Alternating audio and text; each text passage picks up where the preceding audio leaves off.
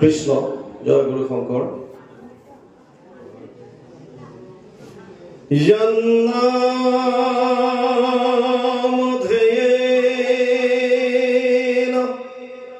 ভবদ্ভিয়ঞ্জসাতর্য়া সমুতীর্য নর পরম পদম प्राप्नोति पातक्यपितं सनातन सदा सदानन्दमुपास्महे हृदि जार राम कृष्ण नाम नावे भव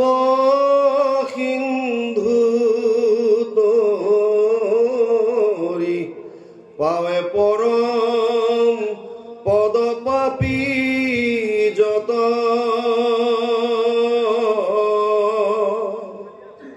সদানন্দ সনাতন হে নয় কৃষ্ণক সদা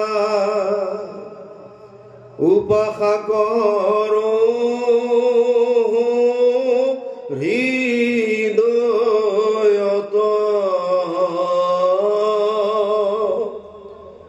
উপাসা কৰো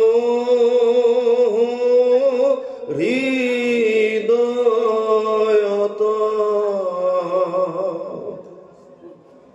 কৃষ্ণ জয় গুৰু শঙ্কৰ সৰ্বগুণাকৰ যাকেৰি নাহি কেউ পাম তোহাৰি চৰণকো ৰেণু শত কোটি বাৰ এক কৰহো প্ৰণাম তোহাৰি চৰণকো ৰেণু শত কোটি বাৰ এক কৰহো প্ৰণাম। অসমীয়া সমাজৰ পথ প্ৰদৰ্শক এক শৰণ হৰিনাম ধৰ্মৰ ভেটি প্ৰস্থাপক নৱ বৈষ্ণৱ যুগৰ প্ৰৱৰ্তক জগতগুৰু শ্ৰীমন্ত শংকৰদেৱৰ শ্ৰীচৰণত প্ৰণিপাত জনাই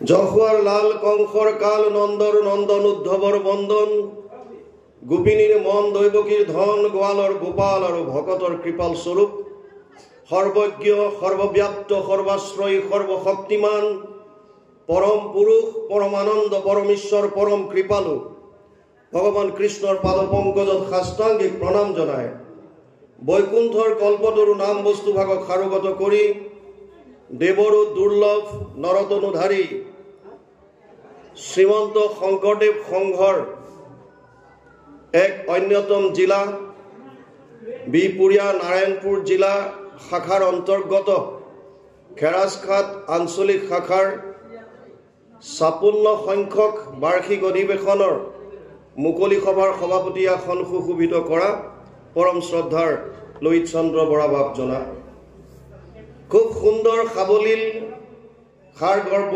মন্তব্যৰে কম সময়ৰ ভিতৰত সমস্ত দিশ সামৰি আমাকো দুটামান দায়িত্ব অৰ্পণ কৰি যোৱা আমাৰ আটাইতকৈ শ্ৰদ্ধাৰ অতি সুন্দৰ ভাগৱতৰ ব্যাখ্যাকাৰ পৰম শ্ৰদ্ধাৰ নগেন বৰুৱাদেৱ আমি আজি প্ৰথম লগ পাইছোঁ যুৱ বক্তা শ্ৰীযুতা অলি চাবুক ধৰা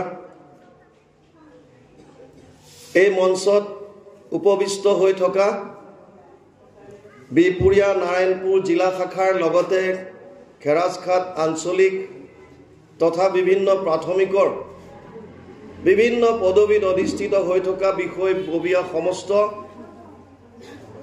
আৰু বিভিন্ন প্ৰাথমিকৰ পৰা আহি আজিৰ এই সভাৰ শোভাবৰ্ধন কৰা পৰম শ্ৰদ্ধাৰ বাপ বান্ধৱ আই মাতৃ যুৱক যুৱতী প্ৰমুখ্যে শিশুসকলৰ শৰীৰত নিৰ্বিৰাজমান দিব্য আত্মাক আমি জয় জয়তে অন্তৰৰ পৰা সেৱা জনাইছোঁ। ভক্তি মাৰ্গৰ কাৰণে শ্ৰেষ্ঠতম এক গ্ৰন্থ হৈছে শ্ৰীমদ ভাগৱত।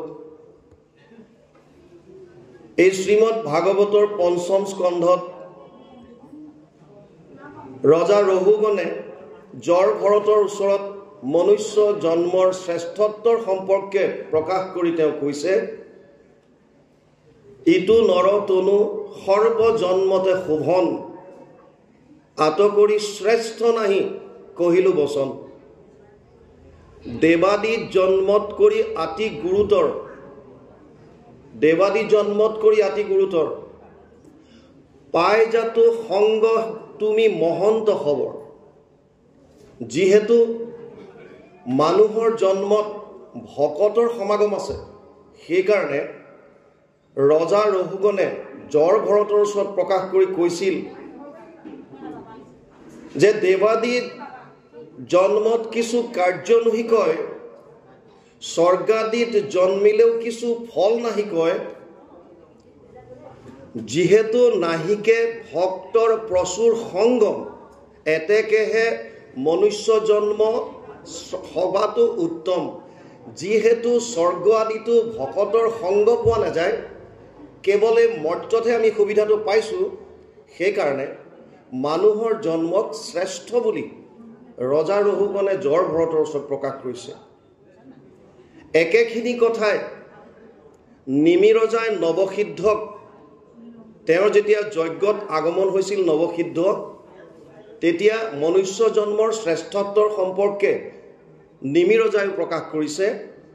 দুৰ্লভ মানুষ দেহ দেহিনাম ক্ষণভংগুৰ, তত্ৰাপি দুৰ্লভম মন্যে বৈকুণ্ঠ প্ৰিয় দৰ্শনম।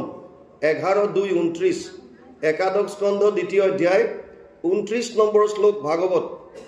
নিমি ৰজাই কৈছে, হে সিদ্ধ সমস্ত, দুৰ্লভম মানুষ দেহ, মানুহৰ শৰীৰ অতি দুৰ্লভ, যদিও ই ক্ষণভংগুৰ, যদিও খন্তেকীয়া, মানুহৰ শৰীৰটো অতি দুৰ্লভ। ইয়াতকৈও বেছি দুৰ্লভ হৈছে বৈকুণ্ঠ প্ৰিয় দৰ্শনম, বৈকুণ্ঠক ভাল পোৱাজন, অৰ্থাৎ ভকতৰ দৰ্শন। আৰু এই ভকতক লৈ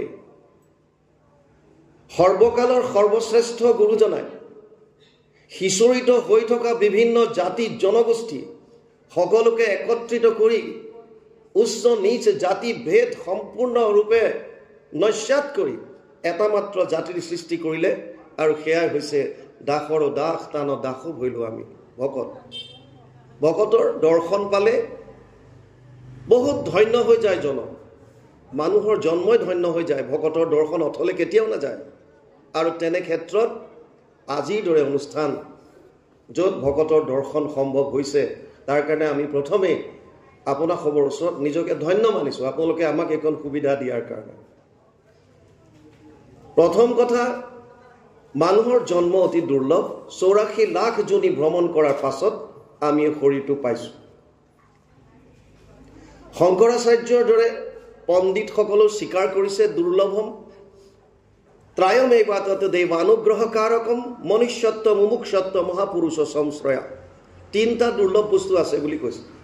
তাৰে ভিতৰত প্ৰথমটো তেওঁ লিখিছে মনুষ্যত্ব প্ৰাপ্তি। মানুহৰ জন্ম ইমানেই দুৰ্লভ, ব্ৰহ্মা আদিয়েও মানুহৰ জন্ম পাবৰ কাৰণে বাঞ্ছা কৰে। ভাৰত বৰিষ ধন্য কলি যুগ, হৰি হৰি হৰি হৰিয়ে, হৰি হৰি হৰি ব্ৰহ্মাৰো প্ৰাৰ্থনী নৰতনু অনুপাম। দেৱৰো দুৰ্লভ বুলি কয়, ব্ৰহ্মাৰ ব্ৰাঞ্চনী বুলি কয়, প্ৰাৰ্থনী বুলি কয়। আৰু তেনে এক শৰীৰে আমি লাভ কৰিছোঁ। আমি ভাগ্যৱান, মানুহৰ শৰীৰ ধাৰণ কৰিলোঁ। আপোনালোকৰ সন্মুখত আপোনালোকে দেখি আছে, কীট পতংগ পোক পৰুৱা জীৱ জন্তু অজস্ৰ, যি কিমান কষ্ট ভোগ কৰিবলগীয়া হৈছে, আৰু আমাক বিশেষভাৱে স্ৰজন কৰিছে, বুদ্ধি দিছে, জ্ঞান দিছে, আৰু সাধন কৰিবৰ কাৰণে আমাক এটা সুন্দৰ উপায় দি থৈ গৈছে যে আপুনি কেৱল মানুহৰ জন্মতে ঈশ্বৰ ভক্তি কৰিব পাৰে। যি 3টা যোনি আছে, ঊৰ্ধ্বযোনি দেৱতাসকলক কয়, অধোযোনি কীট পতংগ পোক পৰুৱাক কয়, আৰু মধ্যযোনি যি মনুষ্যৰ জন্ম। ঊৰ্ধ্ব আৰু অধ কেৱল ভোগৰ যোনি, যি প্ৰাৰব্ধত লৈ আহে সেইখিনিয়ে ভোগ কৰিব পাৰিব, তাৰ বাহিৰে একো কৰিব নোৱাৰে। কেৱল মনুষ্য জন্ম, কেৱল য'ত আমি এই সংসাৰ চক্ৰৰ পৰা মুক্তি পাব পাৰোঁ, য'ত আমি ভকতি ৰস লাভ কৰিব পাৰোঁ, য'ত আমি মানুহৰ জন্মটো সফল কৰিব পাৰোঁ। আপোনালোকে যদি অকণমান চিন্তা কৰে মানুহৰ জন্ম পোৱাটো কিমান কঠিন। 84 লাখ জনী ভ্ৰমণ কৰাৰ পাছত জীৱই মনুষ্য শৰীৰ পাইছে। 20 লাখ সব স্থাৱৰ জানো, 9 লাখ জলচৰ সব মানো, 11 লাখ কুৰ্ম কবি গাৱে, पक्षीगण 10 लाख बतावे, 30 लाख पशु जन भाई, 4 लाख बंदर दुखदाई, जब ये 84 लाख कट जावे तब कहूं मानुष तन पावे। 20 लाख स्थावर गस गसनी प्रजाति, এটা জীবই 20 লাখ প্রজাতি গছ গছনি হৈ থাকিব লাগে। 9 লাখ জলচৰ প্ৰাণীৰ প্ৰজাতি, 11 লাখ কাছৰ দৰে সৰীসৃপ জাতীয় প্ৰাণীৰ প্ৰজাতি, 10 লাখ চৰাই চিৰিকটিৰ প্ৰজাতি, 30 লাখ বিভিন্ন জন্তুৰ প্ৰজাতি, বান্দৰৰ প্ৰজাতি আছে 4 লাখ, 84 লাখ জুনি ভ্ৰমণ কৰাৰ পাছত ভাগৱতৰ ভাষাৰে শত কোটি জন্মান্তৰে হৈ মহাভাগ নৰ শৰীৰক জীৱে তেবে পাৱে লাগ। কিমান ভাগ্যৰ মূৰত এইটো শৰীৰ পাইছো। প্ৰথমে মনুষ্য জন্মৰ শ্ৰেষ্ঠত্বৰ বিষয়ে কাৰণে কৈছো যে আমি এটা ইমান দুৰ্লভ শৰীৰ এটা লাভ কৰি ইয়াক যদি ভাল ধৰণে ব্যৱহাৰ কৰিব নোৱাৰো তেতিয়ালে বিফলে যাব। মনুষ্য শৰীৰ পাই যিটো নৰগণ নকৰে তোমাৰ যদি শ্ৰৱণ কীৰ্তন, বিফলে জনম গৈলা ভৈলা সৰ্বনাশ, জীৱন্ততে মৰাখিটো ভাতিৰ নিশ্বাস। বিফলে গুচি যাব। আৰু এই মনুষ্য শৰীৰ পোৱাৰ পাছতো, আমাক বুদ্ধি দিয়াৰ পাছতো, জ্ঞান দিয়াৰ পাছতো আমি আমাৰ জনমটো সফল কৰিবৰ কাৰণে চেষ্টা কৰা নাই। কেৱল মাত্ৰ ভোগবাদৰ মাজত সোমাই আছো। যেনেকৈ অধুজনীৰ যিমানবিলাক পশু পক্ষী আছে, আহাৰ নিদ্ৰা ভয় মৈথুনামচ সমানমিতত পশুভীৰ নৰনম। যদি কেৱল আহাৰ নিদ্ৰা ভয় আৰু সংসাৰ বৃদ্ধি এই 4টা কৰ্মই কৰি যদি আমি জীৱন নিৰ্বাহ কৰিছো তেতিয়াহ'লে আমাৰ আৰু পশুৰ মাজত একো পাৰ্থক্য নাই বুলি কৈছে। আমাক কিহে শ্ৰেষ্ঠত্ব কৰিলে? ধৰ্মহি তেষাম অধিক বিশেষ ধৰ্মে না হীনা পশুভীৰ সমানম। কেৱল মাত্ৰ ধৰ্মই মানুহক শ্ৰেষ্ঠ কৰিছে। কেৱল মাত্ৰ ধৰ্ম। ধৰ্ম মানে কি? যিটো ধাৰণ কৰাৰ যোগ্য, যিটো আমি ধাৰণ কৰি আছো। আমি কি ধাৰণ কৰিছো আৰু কি ধাৰণ কৰাৰ যোগ্য, সেইটোৱে হৈছে ধৰ্ম। আমি কোৱাৰ ধৰণে হিন্দু ধৰ্ম, মুছলমান ধৰ্ম, খ্ৰীষ্টিয়ান ধৰ্ম, জৈন ধৰ্ম, শিখ ধৰ্ম এয়া ধৰ্ম নহয়। এয়া একো একোটা সম্প্ৰদায়, ঈশ্বৰ আৰাধনা কৰাৰ একো একোটা মাত্ৰ সাধন প্ৰক্ৰিয়া। ধৰ্ম হৈছে আমি কি ধাৰণ কৰি ৰাখিছো আৰু ধাৰণ কৰাৰ যোগ্য কি, আচলতে কি ধাৰণ কৰিব লাগে আৰু কৰিছো কি। তাৰ কাৰণে আগতে বুজি ল'ব লাগিব মই কোন। মই কোন? আমি সকলোৱে তুমি কোন বুলি কোৱাৰ লগে লগে নামটো কওঁ। নামটোতো মোৰ শৰীৰটো, মোৰ। মই হ'ব নোৱাৰো। তোমাৰ ডেজিগনেশ্যন ক'ব পাৰা, মই অমুক, মই তমুক, সেইবিলাক তোমাৰ ডেজিগনেশ্যন, তুমি নহয়। তুমি কোন? মই। দুটা তত্ত্ব মিলি পেলাই আমাৰ এই শৰীৰটো হৈছে। মই বুলি কোৱাত ইয়াত দুটা তত্ত্ব আছে। মায়াৰ দ্বাৰা সৃষ্টি 24 তত্ত্বৰ দ্বাৰা এই স্থূল শৰীৰ, আৰু ইয়াৰ যোনে চেতন কৰি ৰাখিছে, সচেতন কৰি ৰাখিছে আত্মা। মই হলো আত্মা। কিয়? আমি বহুতে কওঁ মই যেতিয়া সৰু আছিলো, মই যেতিয়া LP স্কুলত পঢ়িছিলো, মই যেতিয়া হাইস্কুলত গৈছিলো, মই তেতিয়া অমুকটো কৰিছিলো। সেই মইতো এতিয়া আছানে নাই? যিটো মই LP স্কুলত গৈছিলো, যিটো মই হাইস্কুলত খেলিছিলো, সেই মইতো এতিয়া আছোনে নাই? সেই মইটোক যদি মোৰ লগৰ কোনোবাই দেখে বহু বছৰৰ পিছত চিনি পাবনে নাই? মোৰ শৰীৰ সলনি হৈ গ'ল। নদীৰ যতেক জল যেন যায় বহি, তথাপি নদীক দেখে আছে আগে ৰহি। সেইমতে ব্ৰহ্মা আদি কৰি যত তৃণ, সবাৰো শৰীৰ ক্ষণে ক্ষণে হৈ ভিন্ন। এইটো হৈছে নিত্য প্ৰলয়। প্ৰতিটো মুহূৰ্তত আমাৰ শৰীৰ সলনি হৈ গৈ আছে। 12 বছৰ লাগে মাত্ৰ সম্পূৰ্ণ কোষবিলাক সলনি হ'বলৈ, চাইন্সে কৈ আছে। আমি সৰু সৰু কিছুমান কোষৰ দ্বাৰা গঠিত। এই কোষবিলাক সম্পূৰ্ণ সলনি হ'বৰ কাৰণে মানুহৰ 12 বছৰৰ প্ৰয়োজন। 12 বছৰৰ পিছত এজন মানুহৰ কমপ্লিটলি কোষ সলনি হৈ যায়। গতিকে যিটো মই আগতে আছিলো, সেই শৰীৰটো এতিয়া মোৰ আছেনে নাই? কিন্তু আমি তথাপিও কৈ থাকো মই কৰিছিলো, মই কৰিছিলো, মই খাইছিলো, মই এনেকুৱা আছিলো। সেই মইটোতো আছো। তাৰ মানে মই এই শৰীৰটো নহয়। এই শৰীৰৰ মাজত যিটো চেতন আছে, সেই চেতন শক্তিটো মই। তাৰ মানে মই হৈছো আত্মা। মই আত্মা। আত্মাৰ কাৰণে ধৰ্ম যিটো হ'ব সেইটোৱে মোৰ ধৰ্ম হ'ব। আত্মাৰ ধৰ্ম যিটো আত্মাই যিটো ধাৰণ কৰাৰ যোগ্য সেইটোৱে মোৰ ধৰ্ম শৰীৰটোৰ কাৰণে নহয় শৰীৰটো বিনাশী শৰীৰ আজি আছে কাইলৈ নাই বিষ্ঠা পলু চাই শেষ পৰিণতি শৰীৰটো নষ্ট হোৱাৰ পাছত যদি পেলাই দিলে জীৱ জন্তুৱে খাই বিষ্ঠা কৰি উলিয়াই দিলে যদি পুতি থলে পলু হৈ গ'ল আৰু যদি জ্বলাই দিলে ছাই হৈ গ'ল গতিকে শৰীৰটো মই নহয় মই হৈছো চেতন শক্তিটো ইয়াৰ ভিতৰত শৰীৰৰ ভিতৰত আত্মা আৰু আত্মা ভগৱান কৃষ্ণই গীতাত কৈছে মামে বংশ জীৱলোকে জীৱভূত সনাতন পঞ্চদশ অধ্যায় 7 নম্বৰ শ্লোক গীতা হে অৰ্জুন এই জীৱ মোৰ অংশ ভগৱানৰ অংশ হিচাপে আমি ভগৱানৰ কাষলে যাব বিচাৰো আৰু ভগৱানক পাবৰ কাৰণে যিখিনি কৰ্ম কৰিব লাগে সেইখিনিয়ে আমাৰ প্ৰকৃত ধৰ্ম শৰীৰটোক আৰাম দি থকাটো আমাৰ ধৰ্ম নহয় আত্মাই পৰমাত্মাৰ ওচৰত যাব বিচাৰিছে পৰমাত্মা কোন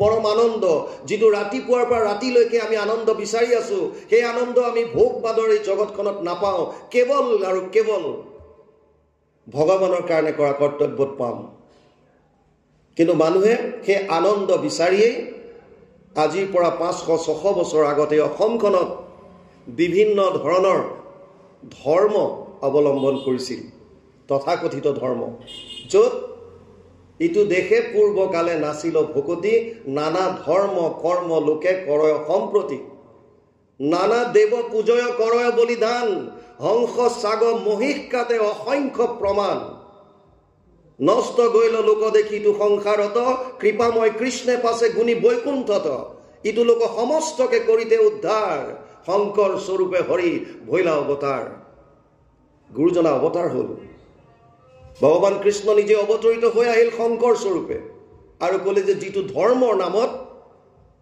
যিখিনি কৰি আছে হিংসা জীৱ জন্তুৰ হত্যা এয়াটো ধৰ্ম নহয় এই আত্মাক কেতিয়াও সুখ দিব নোৱাৰে সেইকাৰণে তেওঁ নিজে আহিল আৰু আহি আমাক আমাৰ উদ্বোধক ডাঙৰে কোৱাৰ দৰে এক শৰণ হৰি নাম ধৰ্ম কহু ৰাজা কৰো পৰকা মহাপুৰুষ মাধৱদেৱে লিখি থৈ গৈছে এক শৰণ হৰিনাম ধৰ্ম প্ৰৱৰ্তন কৰিলে এক শৰণ হৰিনাম ধৰ্ম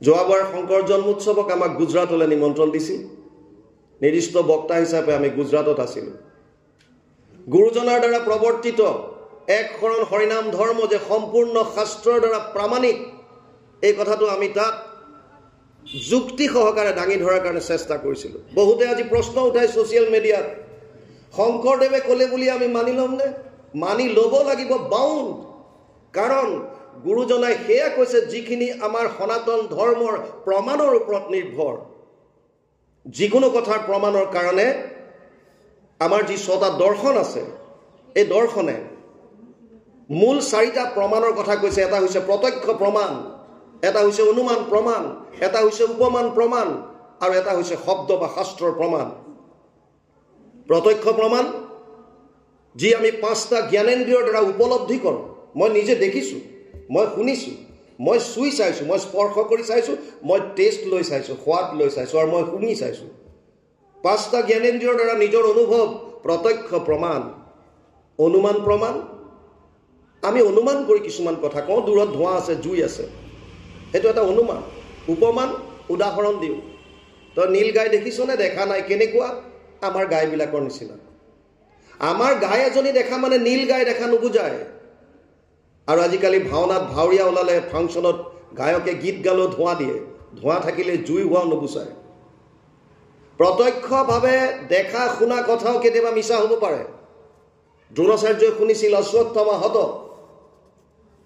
আৰু ধনুষৰ পেলাই দিলে কোৱাজন কাৰণ যুধিষ্ঠিৰ সত্যবাদী ধৰ্মৰাজ যুধিষ্ঠিৰে মিছা কথা নকয় যুধিষ্ঠিৰে নিজে কৈছে অশ্বত্থামা হত ধনুষৰ পেলাই দিলে কিন্তু অশ্বত্থামা হত যদিও সত্য এইটো সত্য নহয় যে দ্ৰোণাচাৰ্যৰ পিতেক অশ্বত্থামা মৃত্যু হৈছে অশ্বত্থামা হত ইতি গজখিনি শুনিবলৈ নাপালে ভগৱান কৃষ্ণ ইংগিত দি দিলে ঢাক ঢোল মৃদংগ সব বজাই দিলে যেতিয়া প্ৰত্যক্ষ প্ৰমাণ গ্ৰহণযোগ্য নহয় অনুমান প্ৰমাণ গ্ৰহণযোগ্য নহয় উপমান প্ৰমাণ গ্ৰহণযোগ্য নহয় তেতিয়া আমাৰ হাতত এটাই প্ৰমাণ আহে সেইটোৱে হৈছে শব্দ বা শাস্ত্ৰৰ প্ৰমাণ আৰু আপোনালোকে জানি আচৰিত হ'ব সনাতন ধৰ্মত যিখিনি আস্তিক বুলি কৈছে অকল ঈশ্বৰক মনা নমনা আস্তিক নাস্তিক নহয় শাস্ত্ৰৰ প্ৰমাণ যোনে মানিছে তেওঁলোকক আস্তিক বুলি কোৱা হয় আৰু যোনে আমাৰ এই সনাতন ধৰ্মৰ শাস্ত্ৰখিনি গ্ৰহণ নকৰে তেওঁলোকক নাস্তিক বুলি কোৱা হৈছে সেইকাৰণে যি ছটা দৰ্শন আছে আমি তাৰ ভিতৰৰে আমি সেইকাৰণে মানিব লাগিব আস্তিক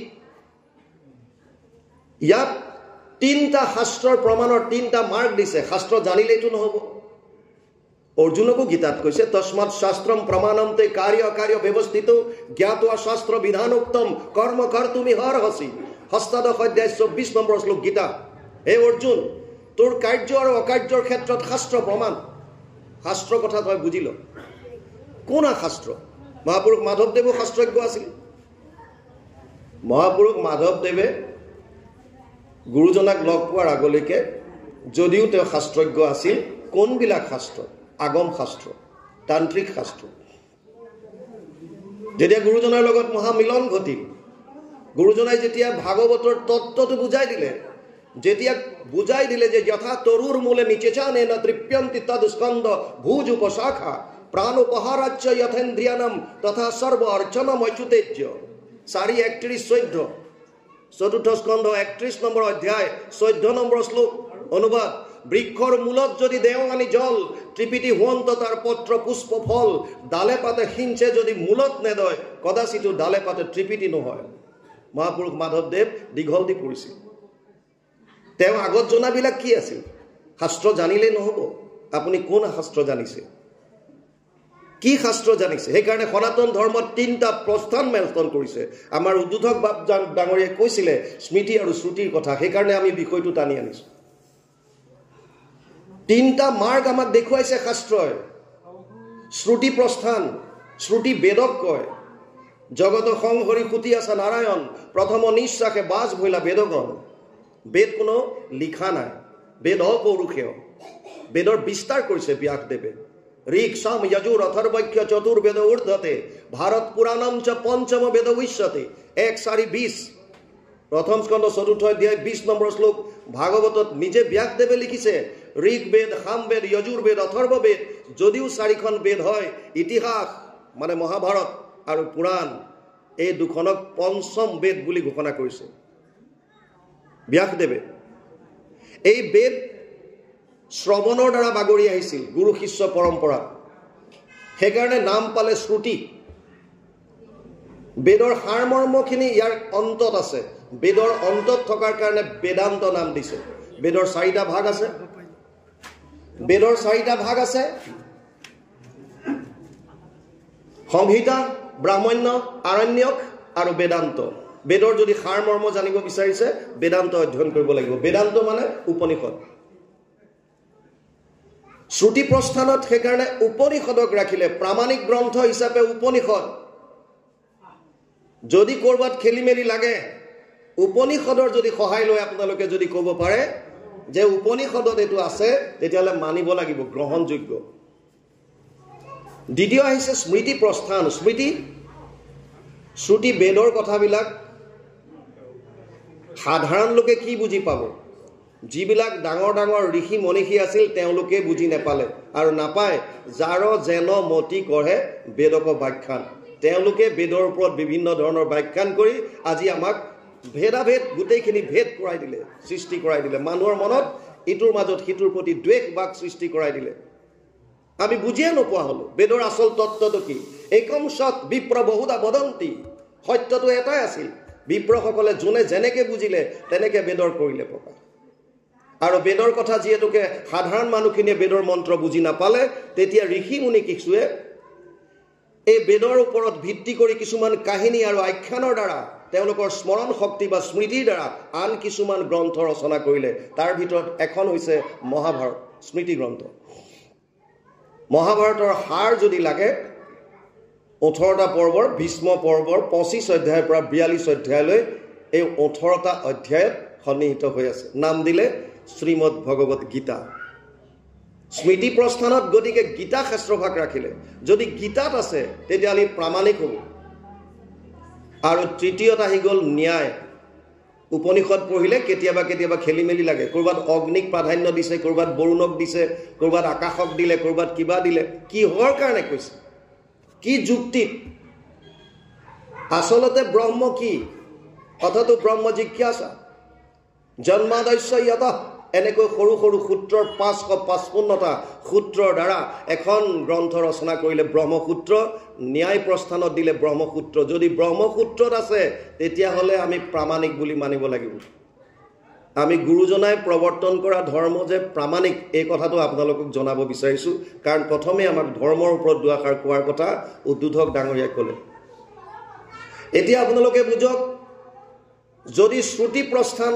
বেদান্ত হয় যিজন ব্যাসদেৱে বেদৰ বিস্তাৰ কৰিছে তেওঁৱে ভাগৱতত লিখিছে সৰ্ব বেদান্ত সাৰম হি শ্ৰী ভাগৱতম ইষ্যতে জয়স্য ৰসামৃত তৃপ্তস্য নানন্যত্ৰ ৰতি ক্বচিত 12, 13, 15 দ্বাদশ স্কন্ধ ত্ৰয়োদশ অধ্যায় 15 নম্বৰ শ্লোক ভাগৱত আৰু এই শ্লোকৰ বহু অনুবাদ কৰিছে মহাপুৰুষ মাধৱদেৱে পানীৰ দৰে ভাষাত সকলোৱে বুজিব পৰাকৈ সমস্ত বেদান্ত সাৰ মহাভাগৱত শাস্ত্ৰ ইহাৰ অমৃত ৰস পায় পৰম সন্তোষে পান কৰিলে যিজনে তাৰ অন্যত্ৰ ৰসত ৰতি নাই 18 নম্বৰ পদ যোগা তাৰ মানে যদি শ্ৰুতি প্ৰস্থান বেদান্ত হয় তেতিয়াহ'লে বেদান্তৰ সাৰ হৈছে মহাভাগৱত গতিকে ভাগৱত এখন প্ৰামাণিক গ্ৰন্থ ভাগৱতত যদি কিবা লিখা আছে আমি গ্ৰহণযোগ্য হিচাপে প্ৰামাণিক হিচাপে গ্ৰহণ কৰিব লাগিব স্মৃতি প্ৰস্থান গীতা ইয়াত কোনো কুৱেশ্যন নাই কোনো প্ৰশ্নবোধক নাই ন্যায় প্ৰস্থান হৈছে ব্ৰহ্মসূত্ৰ যিজন ব্যাসদেৱে ব্ৰহ্মসূত্ৰ লিখিছে 555টা সূত্ৰ তেওঁৱে গৰুৰ পুৰাণত লিখি থৈ গ'ল অৰ্থয়ম ব্ৰহ্মসূত্ৰানাম ভাগৱতৰ বিষয়ে লিখিছে ব্ৰহ্মসূত্ৰৰ টিকা ভাষ্য হৈছে ভাগৱত হয়তো গুৰুজনাই সেইকাৰণে ব্ৰহ্মসূত্ৰত হাত দিয়া নাই ভক্তি মাৰ্গত যদিও বিভিন্ন গ্ৰন্থৰ তেওঁ অনুবাদ কৰিলে ব্ৰহ্মসূত্ৰত হাত দিয়া নাছিল কিয় কাৰণ ব্ৰহ্মসূত্ৰৰ টিকা ভাষ্য হৈছে ভাগৱত এতিয়া তিনটা প্ৰস্থানত দুখন গ্ৰন্থ আমাৰ হাতলৈ আহিল শ্ৰুতি প্ৰস্থান বেদান্ত বেদান্তৰ সাৰ ভাগৱত ন্যায় প্ৰস্থান ব্ৰহ্মসূত্ৰ ব্ৰহ্মসূত্ৰৰ টিকা ভাষ্য ভাগৱত আৰু স্মৃতি প্ৰস্থান গীতা তাৰ মানে আমাৰ হাতত দুখন প্ৰামাণিক গ্ৰন্থ আছে সেই দুখন হৈছে গীতা আৰু ভাগৱত সেইকাৰণে কোনোবা মহাপুৰুষে লিখি থৈ গ'ল শাস্ত্ৰৰ উত্তম গীতা ভাগৱত গতিকে গীতা ভাগৱত শাস্ত্ৰৰ উত্তম বুলি অকল গাই থাকিলে হ'ব জানো যদি শাস্ত্ৰৰ উত্তম গীতা ভাগৱত হয় তেতিয়াহ'লে গীতাত কি আছে 700 শ্লোকৰ গীতা এটা শ্লোক মাত্ৰ ধৃতৰাষ্ট্ৰই কৈছে ধৰ্মক্ষেত্ৰে কুৰুক্ষেত্ৰে সমবেত যুযুৎসৱ মামকা পাণ্ডৱ চৈব কিমকুৰ্বত সঞ্জয় প্ৰথম অধ্যায় প্ৰথম শ্লোক সঞ্জয়ক সুধিছে হে সঞ্জয় ধৰ্মক্ষেত্ৰ কুৰুক্ষেত্ৰত সমবেত হোৱা মোৰ আৰু এই পাণ্ডৱৰ সৈন্যসকলে কি কৰিছিল মোক কোৱা এইটোৱে ধৃতৰাষ্ট্ৰৰ প্ৰশ্ন তাৰ উত্তৰত 40টা শ্লোকত সঞ্জয়ে কুৰুক্ষেত্ৰ ৰণত কি হৈ আছে তাৰ বৰ্ণনা দিছে প্ৰধানত কৃষ্ণ অৰ্জুন সংবাদ অৰ্জুন আৰু কৃষ্ণৰ মাজত যি কথোপকথন হৈছিল সেই বিষয়ে বিশেষভাৱে ক'লে অৰ্জুনে ভগৱান কৃষ্ণক নিজৰ মিতিৰ কুটুমবিলাক দেখা পায় বিভিন্ন মনৰ উদ্বেগ প্ৰকাশ কৰিছে 85টা শ্লোকত আৰু ভগৱান কৃষ্ণই 574টা শ্লোকত তেওঁৰ সংশয় নিৰাকৰণ কৰিছে প্ৰথমতে অৰ্জুনৰ সন্দেহ সংশয় এইবিলাক দূৰ কৰি সিদ্ধান্ত শেষত দিলে কি দিলে সৰ্বগুহ্যতমম ভূয় শ্ৰীনুমে পৰমম বচ ইস্তোষিমে দৃঢ়মিতি ততো বক্সামি তে হিতম অষ্টাদশ অধ্যায় 64 নম্বৰ শ্লোক গীতা হে অৰ্জুন এতিয়া মই তোক গোপনীয়ৰ পৰা গোপনীয় কথাটো কম শুন কি ক'লে সৰ্বধৰ্মান পৰিত্যাজ্য মাম একম শৰণম ব্ৰজ অহম ত্ব সৰ্ব পাপেভ্যো মোক্ষয়িষ্যামি মা শুচ অষ্টাদশ অধ্যায় 66 নম্বৰ শ্লোক অনুবাদ কৰিছে গুৰুজনাই এটা উপদেশত ভাগৱতৰ সৰ্বধৰ্ম এৰি এক শৰণ সাক্ষাৎ সুদৃঢ় বিশ্বাসে সখী লৈ কোৱা আমাক নকৰিবা ভয় হেৰা কৰো অংগীকাৰ সমস্ত পাপত মই কৰিব নিস্তাৰ আপোনালোকে জানি আচৰিত হ'ব যিটো এক শৰণ হৰিনাম ধৰ্ম পঞ্চদশ শতিকাত গুৰুজনাই প্ৰৱৰ্তন কৰিছে এই এক শৰণৰ কথা 5,500 বছৰ আগত ভগৱান কৃষ্ণই কুৰুক্ষেত্ৰত অৰ্জুনক দি থৈ গৈছিল কিন্তু অতি পৰিতাপৰ বিষয় অতি দুখৰ বিষয় যিমানবিলাক ধৰ্ম প্ৰৱৰ্তক প্ৰচাৰক এতিয়ালৈকে ভাৰতবৰ্ষত আহিল, কোনো এজনে সৎ সাহস কৰিব নোৱাৰিলে যে এক শৰণ মানে এক শৰণ, এক দেৱ এক শিৱ এক বিনে নাইকে, নোৱাৰিলে ক'ব। মুখেৰে উচ্চাৰণ কৰে সৰ্বধৰ্মান পৰিত্যাজ্য মাম একম শৰণম ব্ৰজ, আৰু এইটো কলহ গণেশৰ, এইটো অমুকৰ, এইটো তমুকৰ। কিয়? ভগৱান কৃষ্ণই কৈ যোৱা এক শৰণৰ কথাটো, এক শৰণ মানে একত শৰণ, এই কথাটো আজিলৈকে কোনেও ক'ব পৰা হোৱা নাই। যদি এই সঁচা সত্য কথাটো প্ৰত্যেকজন ধৰ্ম প্ৰৱৰ্তকে যদি প্ৰচাৰ কৰিলেহেঁতেন, তেতিয়াহ'লে আমাৰ মাজত বিভেদ নহ'লহেঁতেন, চব এক শৰণ হ'লহেঁতেন। কাৰণ কলিযুগৰ পৰম ধৰ্মই হৈছে নাম। কৃতে ধ্যায়াতু বিষ্ণু ত্ৰেতায়াম যজতে মুখে দ্বাপৰে পৰিচাৰ্যায়াম কলৌ তদ হৰি কীৰ্তনা। 12:3-52 দ্বাদশ স্কন্ধ 3য় অধ্যায় 52 নম্বৰ শ্লোক ভাগৱতত অনুবাদ কৰিছে মহাপুৰুষ মাধৱদেৱে নামঘোষাত। যুগ ধৰ্ম নিৰ্ণয় 399 পদ জোকাত তেওঁ কৈছে সত্য যুগে ধ্যান, ত্ৰেতা যুগে যজ্ঞ, দ্বাপৰ যুগত পূজা, কলিত হৰিৰ কীৰ্তন বিনাই আৱৰ নাহিকে দুজা। কেৱল হৰি নাম, কেৱল কৃষ্ণত একান্ত শৰণ। কিন্তু কোনো ধৰ্ম প্ৰৱৰ্তকে, কোনো ধৰ্মগুৰুৱে আজিলৈকে কথাটো সত্যটো আমি জনসাধাৰণৰ মাজত প্ৰকাশ কৰিবলৈ সৎ সাহস নকৰিলে। যদি কৰিলেহেঁতেন তেতিয়াহ'লে বহুতৰ ধৰ্মৰ নামত চলি থকা বেপাৰ বাণিজ্যবিলাক বন্ধ হৈ গ'লহেঁতেন, বহুতৰ বন্ধ হৈ গ'লহেঁতেন। আৰু গুৰুজনে নিজে শিৰোমণি ভূঞা, তেওঁতো সমস্ত ত্যাগ কৰি আহিছে। কাৰ কাৰণে? গতিকে তেওঁ কিহৰ লালসাত আহিব? কেৱল জনতাৰ মুক্তি, জনতাৰ সুখ, জনতাৰ আনন্দৰ অৰ্থে নিজৰ জীৱন ত্যাগ কৰিছে। আৰু সেইজন গুৰুৱে গীতাৰ ওপৰত ভিত্তি কৰি এক শৰণ তত্ত্বটো আমাক দিলে। গতিকে এই সম্পূৰ্ণৰূপে প্ৰামাণিক, সম্পূৰ্ণৰূপে সনাতন ধৰ্মত থকা প্ৰামাণিক এটা ধৰ্ম এক শৰণ হৰিনাম ধৰ্ম।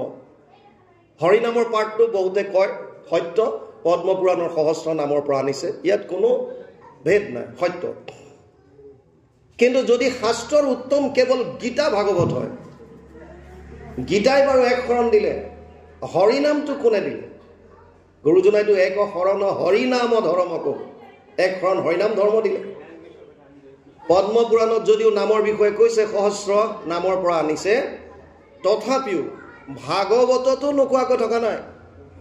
শ্ৰীমদ ভাগৱত 12টা স্কন্ধ 335টা অধ্যায় 18,000 শ্লোক, শেষৰ শ্লোকটোত ব্যাসদেৱে লিখি থৈ গ'ল, নাম সংকীৰ্তনম য়স্য সৰ্ব পাপ প্ৰণাশনম প্ৰণাম দুঃখ সমানা তম নমামি হৰিম পৰম।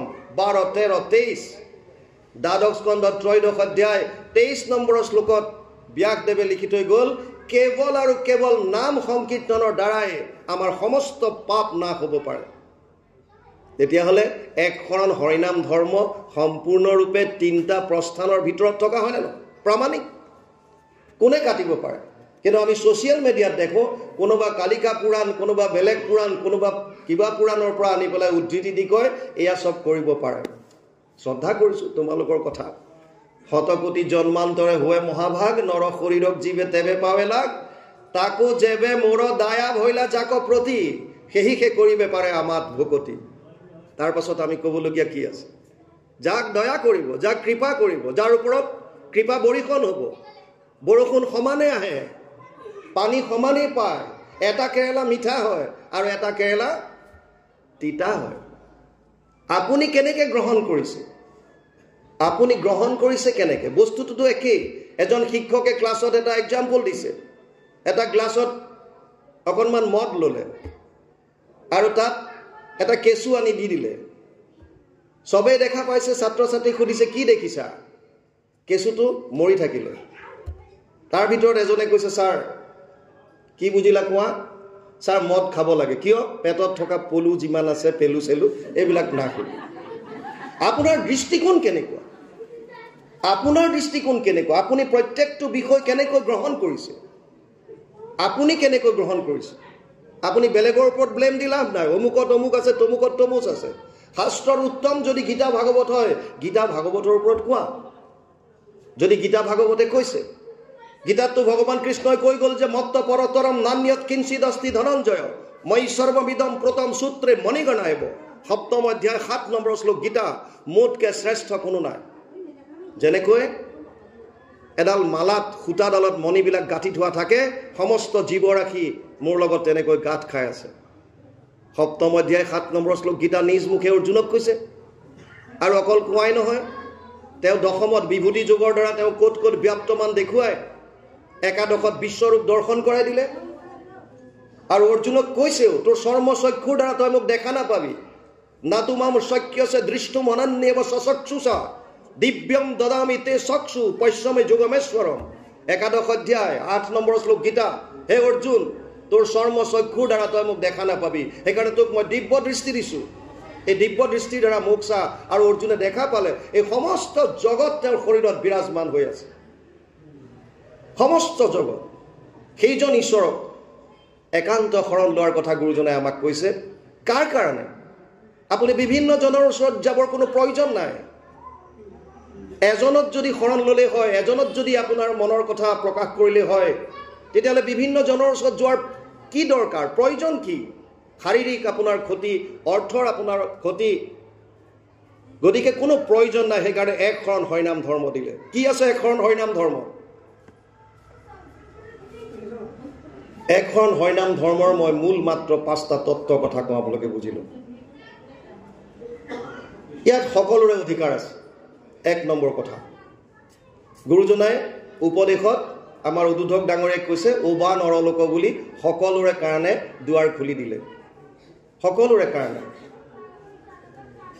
সকলোৰে ইয়াত অধিকাৰ আছে উচ্চ নীচ জাতি ভেদ এইবিলাক গুৰুজনাৰ এক শৰণ হৰিনাম ধৰ্মত নাই আপোনালোকে যেটো নামঘৰৰ যেটো কনসেপ্ট এটোই যদি চাই ইয়াতে বুজি পাব গুৰুজনাই তেতিয়া যেতিয়া নামঘৰ সৃষ্টি কৰিছিল তেতিয়াও তেওঁ মন্দিৰৰ দৰে চাৰিওফালে বন্ধ কৰি পেলাই কৰিব পাৰিলে হেতেন কিন্তু কৰা নাছিল 3টা সাইড খোলা ৰাখিছে কিয় যাতে সকলো আহিব পাৰে সকলোৰে যাতে আগমন ঘটিব পাৰে সেইকাৰণে 3টা দিশ ইয়াত খোলা আছে কেৱল মাত্ৰ এটা সাইড বন্ধ ইয়াৰ তাত্ত্বিকতা নামঘৰ সকলোৰে ইয়াত অধিকাৰ আছে উচ্চ নীচ জাতি ধৰ্ম নাই কিন্তু আমাৰ দুৰ্ভাগ্য পদবীৰ লালসাতে কক অৰ্থৰ লালসাতে কক এই ধৰ্মত কেনা লাগিল গুৰুজনা বৈকুণ্ঠ পুৰাণৰ পাছতে বিভিন্নজনে বিভিন্ন ফাললৈ টানি নিলে য'ত এক শৰণ হৰিনাম ধৰ্ম আছিল অন্য দেৱী দেৱ নকৰিবা খেব আছিল সব মিক্স কৰি পেলালে অতি দুখৰ আৰু পৰিতাপৰ বিষয় আৰু যি এক শৰণ শুদ্ধ সত্য ধৰ্ম আছিল তাক বেবিচাৰী কৰি পেলালে আমি সৌভাগ্যৱান যে আমাৰ এইখন অসমত জন্ম লাভ কৰা মহামান্য ৰমাকান্ত মুক্তিয়াৰ হলধৰ ভূঞাৰ দৰে বিশিষ্ট ব্যক্তিসকলে অতি কষ্টৰে এই ধৰ্মটোক পুনৰ উত্থান কৰিলে আৰু আমাক এনেকুৱা এভাগ গৃহ দি থৈ গ'ল যাক আমি গৌৰৱে আজি ক'ব পাৰো যে শ্ৰীমন্ত শংকৰদেৱ সংঘৰ আমি এজন সংগী কিয় ইয়াত কেৱল এক শৰণৰ কথা কোৱা হয় ইয়াত কোনো উচ্চ নীচ জাতি ভেদ এইবিলাক নাই সকলো ইয়ালৈ আহিব পাৰে সকলোৱে ইয়াত সংগী হ'ব পাৰে দ্বিতীয় কৈছে এই ধৰ্মত ধনী দুখীয়া এনেকুৱা কোনো ভেদাভেদ নাই কোটিপতি হওক একেবাৰে দিন দৰিদ্ৰ হওক সকলো একেলগে এখন সমাজ আমাক দি গ'ল এই সমাজত কোন কিমান ধনী কোন কিমান জ্ঞানী কোন কিমান দুখীয়া দৰিদ্ৰ আমি এইবিলাক গম নাপাওঁ এখন সমাজ নহো জানা আমি চাৰি জাতি চাৰিও আশ্ৰমী নোহোৱাতি তেতিয়াহ'লে কোন আমি দাসৰো দাস তানো দাসক হৈলো আমি হৈছো দাস তুমি আমাৰ স্বামী গতিকে আমাৰ মাজত পাৰ্থক্য নাই প্ৰভেদ নাই আমি সকলো সমান কেৱল ভকত আৰু ভকত তুমি আমাৰ স্বামী আমি তোমাৰ দাস গুৰুজনাই আমাক তৃতীয় এক শৰণ হৰিনাম ধৰ্মৰ বিশেষত্ব হৈছে একত শৰণ আমি অলপ আগতে কৈছো গীতাৰ সাৰমৰ্মই হৈছে এক শৰণ আৰু গীতাত কৈছে যে সব বাদ দি মোৰ ওচৰত সকলো বাদ দি কেৱল মুঠ শৰণ ল কৃষ্ণ একদেৱ দুখহাৰী আমি গায়ে থাকো প্ৰাৰ্থনা গতিকে সেইজন কৃষ্ণত শৰণ লোৱাৰ কথা কৈছে যিজনে সমস্ত মানুহৰ যিমান 3টা তাপত তাপিত হৈ আছে যি মায়াৰ 3টা গুণৰ দ্বাৰা পৰিচান হৈ আছে শ্ৰান্ত হৈ আছে এই মায়া জগতৰ পৰা উদ্ধাৰ কৰিবৰ কাৰণে 3টা তাপৰ পৰা উদ্ধাৰ কৰিবৰ কাৰণে পৰিত্ৰাণ কৰিবৰ কাৰণে আমাক দি থৈ গৈছে এজন দেৱ, কৈছে তেওঁৰ চৰণত শৰণ লোৱা। সেইজনে হৈছে যিজন নিৰ্গুণ নিৰাকাৰ ব্ৰহ্ম, তেওঁ সগুণ সাকাৰ ৰূপ ধাৰণ কৰি দ্বাপৰত কৃষ্ণ ৰূপে আৰু কলিযুগত শংকৰ ৰূপে আমাক দেখা দিলে। আমি কৃষ্ণক পালোঁ, আমাৰ ইষ্টদেৱ পালোঁ, কিন্তু তেওঁৰ ওচৰলৈ যাম কেনেকৈ? যোৱাৰটো এটা মাৰ্গ লাগিব। আমি গম পালোঁ যে এইজনে পৰম পুৰুষ, এইজনে পৰমাত্মা, এইজনে পৰমানন্দ, হয় আমি জানো, কিন্তু বৰ্তমান তেওঁ কায়িক হিচাপে নাই। তেতিয়া আমি তেওঁৰ ওচৰলৈ কেনেকৈ যাম? প্ৰশ্ন কৰিছিল উদ্ধৱে বৈকুণ্ঠ প্ৰয়াণৰ প্ৰাক মুহূৰ্ত। তদ বিয়োগেনতে ভক্তম কথম স্থায়সন্তি ভূতলে নিৰ্গুণ উপাসনে কষ্টমত কিঞ্চিত বিচাৰায়। হে প্ৰভু, তুমি যে কৈছা মই বৈকুণ্ঠ প্ৰয়াণ হৈ যাম, বৈকুণ্ঠলৈ গুচি যাওঁ, তোমাৰ বিয়োগত তোমাৰ ভক্তসকলে কি কৰিব, কেনেকৈ থাকিব? পদ্মপুৰাণ উত্তৰখণ্ড ভাগৱত মহাত্ম্য ৩য় অধ্যায় ৫৯ নম্বৰ শ্লোক। ভগৱান কৃষ্ণই চিন্তা কৰিলে কিছু সময় আৰু তাৰ পাছত উত্তৰ বিচাৰি পালে। ইতি উদ্ধৱ বাচ শ্ৰুত্বা প্ৰভাসে চিন্তয়দ হৰি ভক্ত অৱলম্বনাർത്থায় কিম বিধেয়ম ময়েতি চ। কি উপায়? স্বকীয়ম যদ ভবেতে যতচ্চ ভগবতে অদাধ্যাৎ তিৰুধায়ে প্ৰবিষ্টয়ম শ্ৰীমদ ভাগৱতৰ নৱম। পদ্মপুৰাণ উত্তৰখণ্ড ভাগৱত মহাত্ম্য ৩য় অধ্যায় ৬০ আৰু ৬১ নম্বৰ শ্লোক। ভগৱান কৃষ্ণই উদ্ধৱক ক'লে, হে উদ্ধৱ, তুমি চিন্তা নকৰিবা, মই যদিও বৈকুণ্ঠলৈ গতি কৰিম, মোৰ সমস্ত বল বীৰ্য, মোৰ শক্তি, মোৰ ক'বলগীয়া সমস্তবিলাক বস্তু মই বাণীৰূপে শব্দৰূপে ভাগৱত সাগৰৰ মাজত বিলীন কৰি থ'ম। তেনেয়ম বাংময় মূৰ্তি প্ৰত্যক্ষ বৰ্ততে হৰি সেৱাত শ্ৰৱণাত পথত দৰ্শনাত পাপনাশিনী। পদ্মপুৰাণ উত্তৰখণ্ড ভাগৱত মহাত্ম্য ৩য় অধ্যায় ৬২ নম্বৰ শ্লোকত ব্যাসদেৱে স্বীকাৰ কৰি থৈ গ'ল যে ভাগৱত গ্ৰন্থখনে হৈছে বাংময় মূৰ্তি। যেনেকৈ গুৰুজনা যদিও কায়িকভাৱে আজি আমাৰ মাজত নাই, তথাপিও মাধৱক কৈ গৈছিল, শুনিও মাধৱ মোৰ থাকিবৰ স্থান, কীৰ্তন দশম মোৰ মূৰ্তিৰ সমান। কীৰ্তন দশম পুথি থাকয় যথাত, জানিবা মাধৱ মই থাকোঁ তথাত। যিজন নিপুণে গুৰু আমাক বোলয়, কীৰ্তনতে দশমতে আমাক দেখয়, আমি দেখা পাওঁনে নাই? কীৰ্তনত দশমত গুৰুজনাক বিচাৰি চাইছোনে নাই? আৰু যদি চাম, কেনেকৈ চাম? তেওঁ যিখিনি সৃষ্টিৰাজি আপোনালোকে জানি আচৰিত হ'ব, কেৱল মাত্ৰ এক শৰণ হৰিনাম ধৰ্ম প্ৰৱৰ্তন কৰি প্ৰচাৰৰ কাৰণে সাহিত্য সৃষ্টি কৰা, কেৱল প্ৰচাৰৰ অৰ্থে, ধৰ্ম প্ৰচাৰৰ অৰ্থে কৰা সাহিত্যৰাজিয়ে অসমীয়া সাহিত্যৰ ভঁৰাল এনেকুৱাকৈ টনকিয়াল কৰি ৰাখিছে যে অসমীয়া ভাষাক ধ্ৰুপদী ভাষা দিয়াত বহুখিনি অৰিহণা যোগাইছে। কেৱল সাহিত্য কিহৰ কাৰণে কৰিছিল? ধৰ্ম প্ৰচাৰৰ অৰ্থে। গীত কিহৰ কাৰণে লিখিছিল? ধৰ্ম প্ৰচাৰৰ অৰ্থে। নৃত্য কিহৰ কাৰণে কৰিছিল? ধৰ্ম প্ৰচাৰৰ অৰ্থে। ভাওনা কিহৰ কাৰণে কৰিছিল? ধৰ্ম প্ৰচাৰৰ অৰ্থে। লক্ষ্য এটা, আমাৰ দৰে সাধাৰণ মানুহখিনিয়ে যাতে এই মানুহৰ জন্মটো সফল কৰিব পাৰে, সফল কৰিব পাৰে। আৰু অকল তেওঁ ভবা নাই যে ময়েই যে কৰিলোঁ, ময়েই থাকিম ভকতৰ মাজত, না, তেনেকুৱা মনোভাৱ নাই তেওঁৰ। আমিবিলাকে গুৰুজনাৰ আদৰ্শত যদিও আছোঁ, কিন্তু আমাৰ মাজত ঈৰ্ষা আছে, দ্বেষ আছে।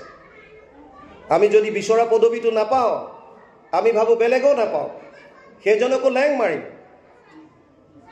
পদবীৰ কাৰণে খোৱা কামোৰা, লবি ছিষ্টেম, অতি অপ্ৰিয় হ'লেও সত্য ঘটনা।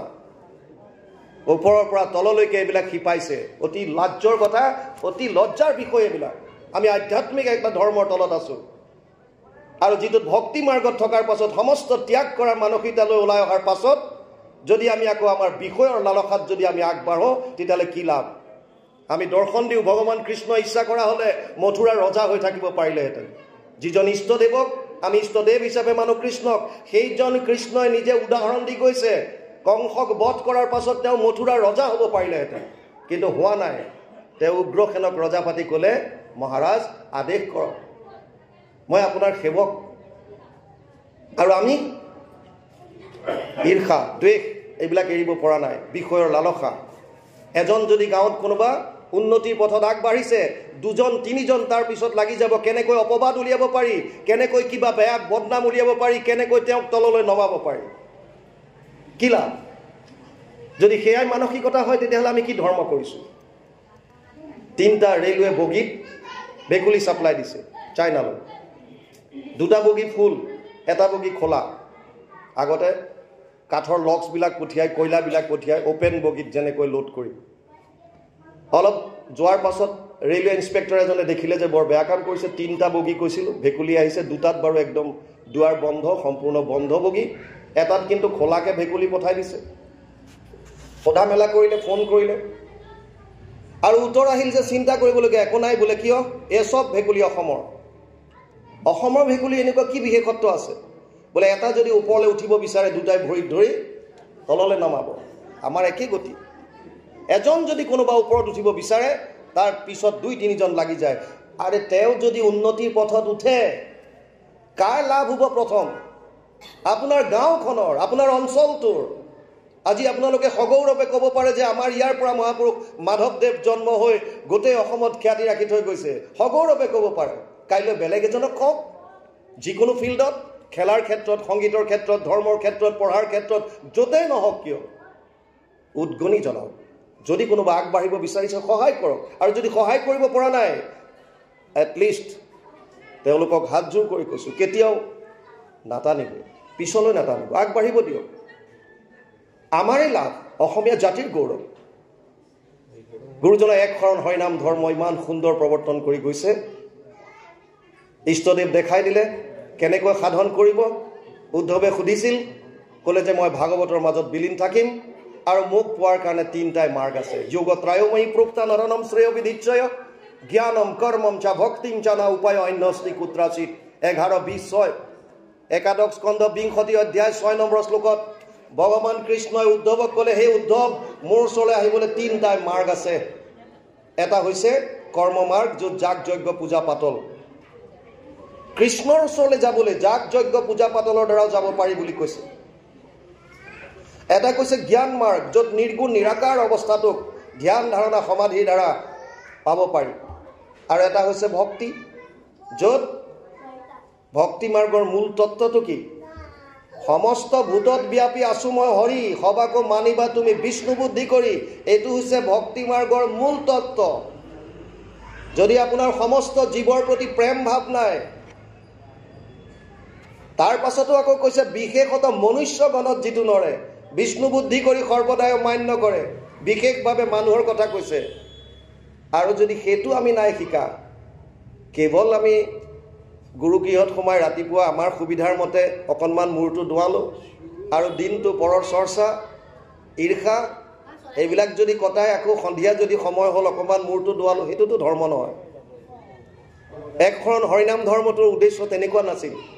আছিল কাৰো প্ৰতি ঈৰ্ষা নাৰাখিব। দ্বেষ্টা সৰ্বভূতানাম মৈত্ৰ কৰুণ এবচ নিৰ্মম নিৰহংকাৰ সম দুঃখ সুখ ক্ষমী সন্তুষ্ট যততাম যোগী যততাম দৃঢ় নিশ্চয় ময়ো অৰ্পিত মনোবুদ্ধিৰ যো মদ ভক্তা সমে প্ৰিয়। 12 অধ্যায় 13 আৰু 14 নম্বৰ শ্লোকত ভগৱান কৃষ্ণই অৰ্জুনক কৈছে, হে অৰ্জুন, অদ্বেষ্টা সৰ্বভূতানাম, প্ৰতিটো জীৱৰ প্ৰতি যাৰ অদ্বেষ ভাৱ, কাৰো মনত তিল মানুহ ঈৰ্ষা ভাৱ নাই। মৈত্ৰতাৰ ভাৱ, কৰুণ ভাৱ, প্ৰতিটো সময়ত সুখ দুখ সকলোতে যিজন সমান থাকে, যি মই আৰু মোৰ বুলি অহংকাৰ নকৰে, যি যিটো পোৱা তাতে হৈ বা সন্তোষিত মন, এনেকুৱা যিজন ভকত আছে, যি মন বুদ্ধি সম্পূৰ্ণৰূপে মোত অৰ্পণ কৰিলে, সেইজন ভক্ত মোৰ অতি মৰমৰ। সেইজন মোৰ ভক্ত। আমি সেইজন হ'ব পাৰিছোনে নাই? অকল আমি সংগী পদটো লৈ এক শৰণত আছোঁ বুলি ক'লেই জানো হ'ব? অকল মুখেৰে জানো গাই থাকিলে শৰণৰ কথাকেইটা আমাৰ জানো কাম হ'ব? আমি অন্তৰখন শুদ্ধ কৰিব পাৰিছোনে নাই? ভগৱান কৃষ্ণই ক'লে 3টা মাৰ্গ। যদিও 3টা মাৰ্গৰ কথা কৈছে, বহুতে প্ৰশ্ন কৰে, যিহেতুকে 3টা মাৰ্গ দিছে, আপোনালোকেনো যাগ যজ্ঞ পূজা পাতলত কিহৰ আপোনালোকৰ ইমান কমপ্লেইন? আমি বোলো কমপ্লেইনটো আমাৰ একো নাই, আপোনালোকে কৰক, খালি শাস্ত্ৰই যেনেকৈ কৈছে তেনেকৈ কৰক। শাস্ত্ৰত কৈছে জ্ঞান কৰ্ম ভগতি কহিলো কৰি ভেদ, ভগতি পৰম পন্থ দিলো পৰিচ্ছেদ। যদিও মই 3টা মাৰ্গৰ কথা কৈছোঁ, হে উদ্ধৱ, মোৰ সিদ্ধান্ত কিন্তু এটা, সেইটো হৈছে ভক্তি মাৰ্গ। কিয়? যিজন ভগৱানে অৰ্জুনক কৈছে সমু অহম সৰ্বভূতেষু নামে দেশ অস্তি না প্ৰিয়, 9ম অধ্যায় 29 নম্বৰ শ্লোকত কৈছে, হে অৰ্জুন, মোৰ কাৰো প্ৰতি বেয়া ভাৱ নাই, মই সকলোৰে প্ৰতি সমান। কাৰো প্ৰতি কোনোজন মোৰ কাৰণে অতি প্ৰিয় নহয়, কোনোজন মোৰ কাৰণে খুব বেয়া নহয়। কিয়? এনেকৈ কোৱা যিজন ভগৱান সেইজনে কিহৰ কাৰণে পক্ষপাতি কৰিলে? যিজনে কৈছে সমুহম সৰ্বভূতেষু, সকলোৰে কাৰণে মই সমান। যদি তুমি সমান, তেতিয়াহ'লে 3টা মাৰ্গৰ 2টা মাৰ্গ বাদ দি এটা মাৰ্গৰ কথা কিয় ক'লা? কিহৰ কাৰণে? কি স্বাৰ্থ আছে? কাৰ কাৰণে? তাৰ আগতে বুজি লওক আমাৰ লগত ভগৱানৰ সম্পৰ্ক কি। ভগৱানে গীতাত অৰ্জুনক কৈছে, পিতা সমস্য জগতো মাতা ধাতা পিতামহ বেদ্যম পবিত্ৰ ওংকাৰ ঋক সাম যজুৰে বচ। 9ম অধ্যায় 17 নম্বৰ শ্লোক গীতা। হে অৰ্জুন, মই সমস্ত জগতৰ পিতা, মই মাতা, মই পিতামহ, বেদৰ ওংকাৰ মই, ঋক সাম যজুৰ চব মই। গতিকে আমাৰ লগত ভগৱানৰ সম্পৰ্ক পিতা পুত্ৰৰ। কোন এনেকুৱা পিতৃ আছে যি নিজৰ সন্তানৰ অহিত চিন্তা কৰিব? কোন আছে এনেকুৱা? জীৱ জন্তুৰ পৰা বুলি মনুষ্যলৈকে এনেকুৱা কোন পিতা মাতা আছে যিজনে নিজৰ সন্তানৰ বেয়াটো চিন্তা কৰিব? গতিকে তেওঁ যিহেতুকে উপদেশ দিছে, জ্ঞান কৰ্ম ভগতি কহিলো কৰি ভেদ, ভগতি পৰম পন্থ দিলো পৰিছেদ, নিশ্চয় ইয়াৰ কিবা কাৰণ আছে। কাৰণটো কি?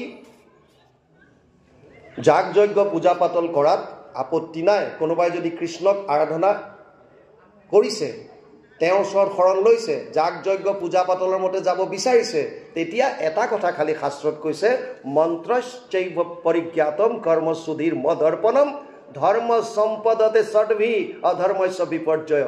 11, 21, 15 একাদশ স্কন্ধ 21 অধ্যায় 15 নম্বৰ শ্লোকত কৈছে, কি কৈছে উদ্ধৱক? হে উদ্ধৱ, যাগ যজ্ঞ পূজা পাতল কৰিলে 6টা বস্তুৰ শুদ্ধতা লাগিব, যিটো কলি যুগত অসম্ভৱ।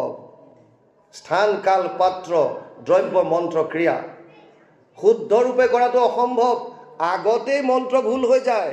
তস্তা মুনিয়ে যজ্ঞ কৰিছিল ইন্দ্ৰক বধ কৰিবৰ কাৰণে বৃত্তাসুৰৰ হাতত, আৰু যজ্ঞৰ পূৰ্ণ আহুতিৰ সময়ত য'ত ক'ব লাগিছিল ইন্দ্ৰ শত্ৰু বিবৰ্ধন, মুখৰ পৰা ওলাই গ'ল ইন্দ্ৰস্য শত্ৰু বিবৰ্ধন। ক'ব লাগিছিল ইন্দ্ৰ শত্ৰু নিধন হওক, আৰু ক'লে ইন্দ্ৰৰ শত্ৰু নিধন হওক। মন্ত্ৰত খেলি মেলি হোৱাৰ কাৰণেই য'ত ইন্দ্ৰ বধ হ'ব লাগিছিল বৃত্তাসুৰৰ হাতত, তাৰ বিপৰীতে বৃত্তাসুৰ ইন্দ্ৰৰ হাতত বধ হ'ল। মন্ত্ৰত অকণমান ছিদ্ৰ ৰৈ গৈছিল। আৰু এতিয়া আগতে তেওঁলোকে সৰু কালৰ পৰা গুৰুৰ টোলত থাকে, বেদৰ মন্ত্ৰ অভ্যাস কৰে, কণ্ঠস্থ হয়, হৃদয়স্থ হয়, তথাপিও তেওঁলোকৰ মন্ত্ৰত ভুল। আৰু এতিয়া কেৱল যজ্ঞ কৰিবৰ কাৰণে 2টামান মন্ত্ৰ মুখস্থ কৰি যজ্ঞ কৰিলে তাৰ উচ্চাৰণত কি শুদ্ধ হ'ব? তাৰ শব্দৰ গাঁথনিত কি শুদ্ধ হ'ব? আৰু যদি অশুদ্ধ হয়, পুৰোহিতজনৰ একো নহয়, হ'ব কাৰ? যাজকৰ বিপৰ্যয় ঘটিব, যিজন সেৱকী।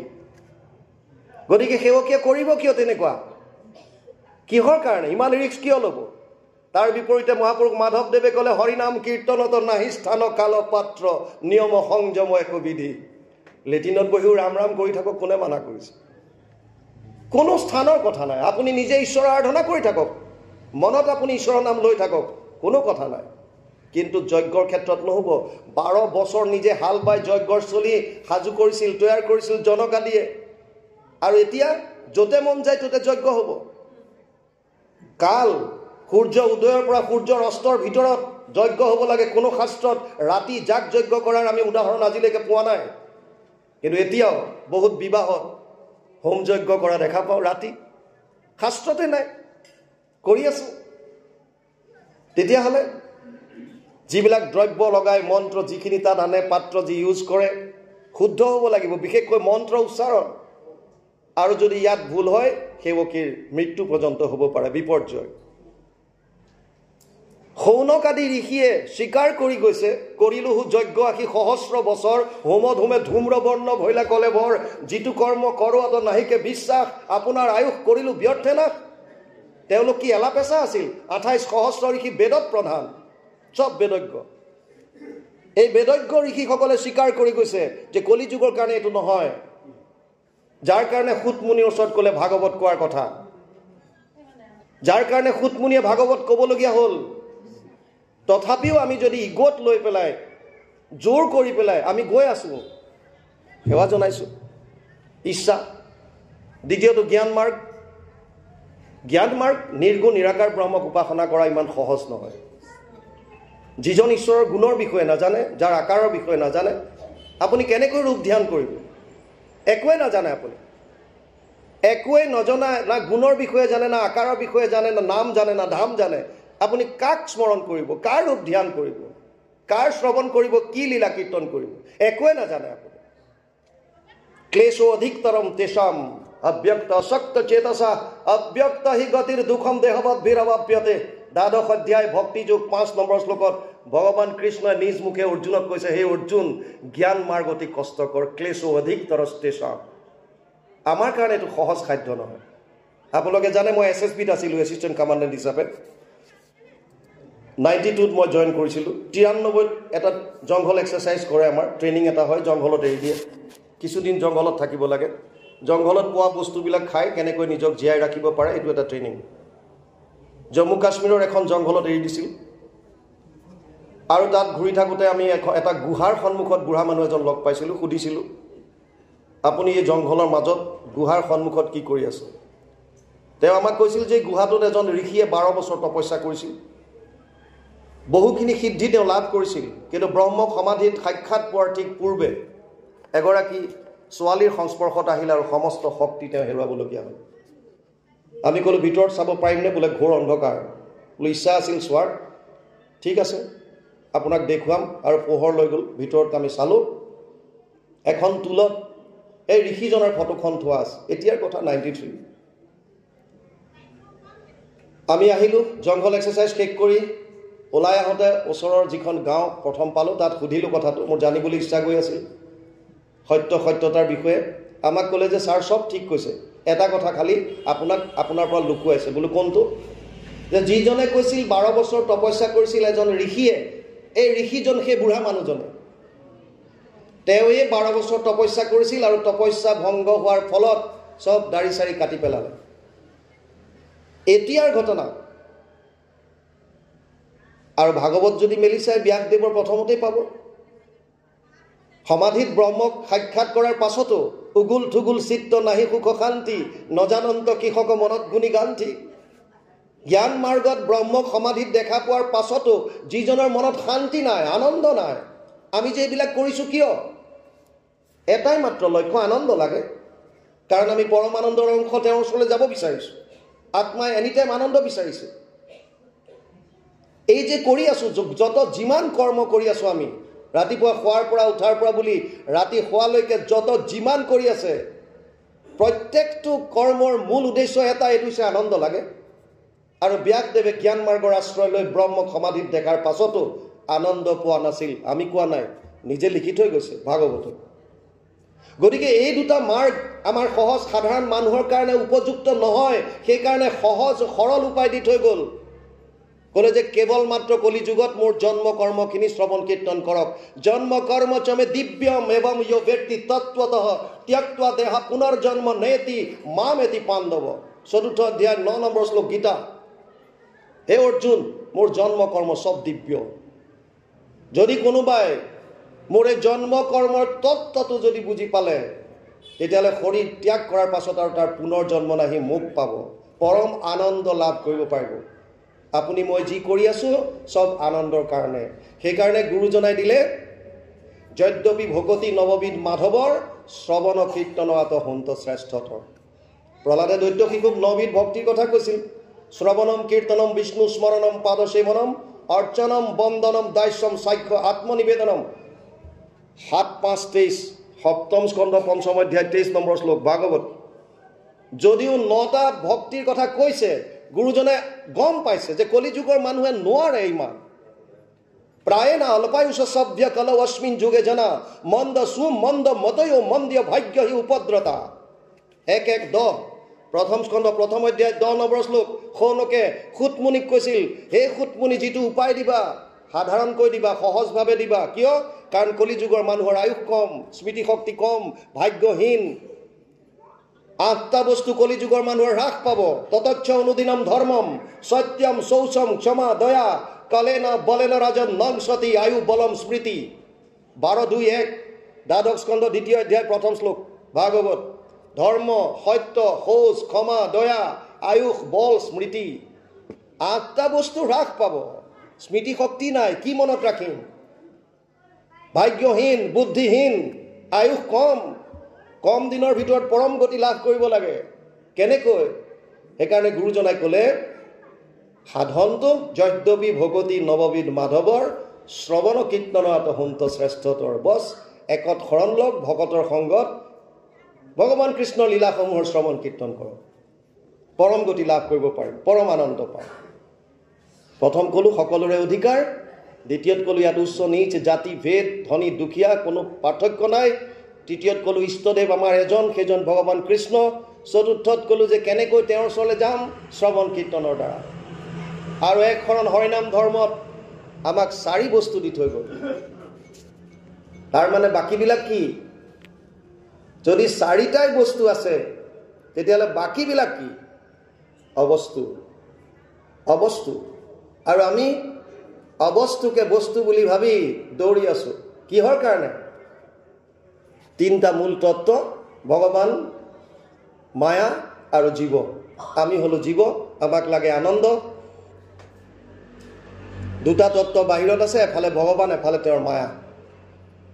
আনন্দ 2টাৰ ভিতৰত এটাত আছে, কনফাৰ্ম। 3টাই মূল তত্ত্ব আছে, যিমান শাস্ত্ৰ পঢ়ক, যত যিমান কৰক, আল্টিমেটলি গৈ 3টাই মূল তত্ত্বত উঠিবগৈ, ভগৱান, তেওঁৰ মায়া আৰু জীৱ। ইয়াৰে 2টা চৈতন্য, ভেদাভেদ অন্তৰ আছে। ভেদ আৰু অভেদ 2টা আছে ভগৱান আৰু জীৱৰ মাজত। অভেদ কি? ভগৱানো চৈতন্য, জীৱও চৈতন্য। ভগৱানো সনাতন, জীৱও সনাতন। এইবিলাক হৈছে অভেদ, ইয়াত কোনো পাৰ্থক্য নাই। ভেদ ক'ত আছে? ভগৱানে কোটি কোটি ব্ৰহ্মাণ্ডত ব্যাপ্তমান হৈ আছে আৰু আত্মা কেৱল শৰীৰত। এইবিলাক হৈছে ভেদ। মায়া হৈছে জ্বৰ। কিন্তু মায়াৰ অতি মাৰাত্মক বস্তু এটা আছে, সেইটো হৈছে 3টা গুণ। সত্যম ৰজস্তম ইতি গুণ প্ৰকৃতি সম্ভৱা নিবধ্নন্তি মহাবাহু দেহে দেহি নাম অব্যয়ম। 4th অধ্যায় 5 নম্বৰ শ্লোক গীতা। হে অৰ্জুন, মোৰ 3টা গুণ আছে, অতি ভয়ানক। আত্মাক শৰীৰৰ লগত বান্ধি থাকে।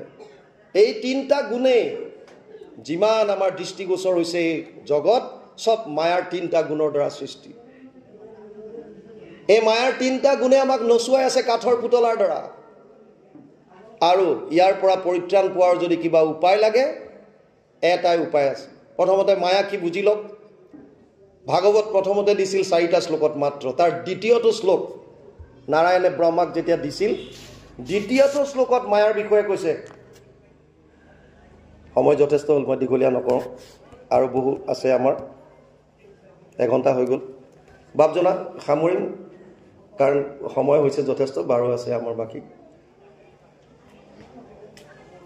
মায়াৰ বিষয়ে বুজি লওক। 4th শ্লোকী ভাগৱতৰ 2য় শ্লোকত মায়াৰ বিষয়ে কৈছে। ঋতেৰ্থে যৎ প্ৰতীয়ত না প্ৰতীয়ত চাত্মানি তদ বিদ্যাদ আত্মনো মায়া যথা ভাসো যথা তম। 2:34, 2য় স্কন্ধ 9ম অধ্যায় 34 নম্বৰ শ্লোক।